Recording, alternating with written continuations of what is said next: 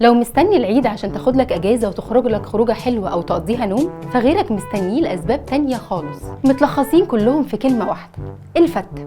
ويا سلام على الفته. فتن كانت تحت خروف هتبقى حلال للملهوف، وفتلاقي الهط منها الوف وتشوفه تقول طشر الحلو هتاخدنا يلا اعمل معروف.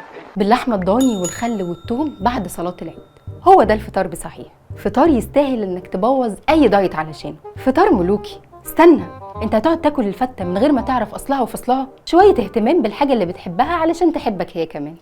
والحقيقه ان لسنين طويله الناس كانت محتاره في اصل طبق الفته اللي موجود ده في كل البلاد العربيه، هل هي فرعونيه خليجيه ولا شاميه؟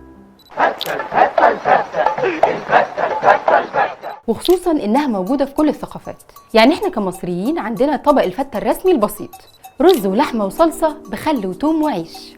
اخواتنا الشوام بقى لعبوا فيها شويه وعملوا منه فتة مكدوس وشاورما وفراخ وحمص وسموه تسقية. اما في الخليج فسموه فتات، وفي ليبيا سموه مثرود، وفي تونس سموه لبلابي، وليله كبيره قوي ساعات. والسؤال هنا: مين غشه من مين؟ يعني مين صاحب اول طبق فتة؟ مين صاحب الفكره العظيمه قوي دي اللي بتخلي العيد له طعم ومعنى؟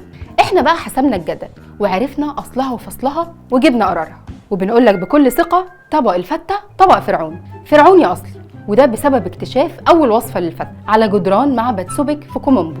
وسوبك او سوبكي مش اللي بالك فيه، ده اله مصري قديم بيترسم في المعابد بجسم انسان وراس تمساح، وكان مسؤول عن الوقايه ضد الشر في الاساطير والخصوبه والبراعه العسكريه وحاجات كتير جدا. واللي لقوا في معبده جداريه بتحكي وصفه اول طبق فته في التاريخ، واللي قدمته كاهنه اسمها كارا في عيد الاله، لما ذبحت خروف وحشته بصل وبرغل وزينته بالبتنجان المقلي وقطعت عليه عيش.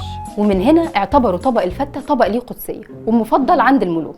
جه بعدها الفاطميين عملوا نفس الطبق بس بسطوه شويه: رز ولحمه وعيش وشوربه. تقريبا كده ما كانش عندهم طولة بال. ومن وقت الفاطميين انتشر في المنطقه العربيه، وكل واحد حط التاتش بتاعه وسماه الاسم اللي على مزاجه، اسم بيعبر عن ثقافته والمكونات اللي بيحبها.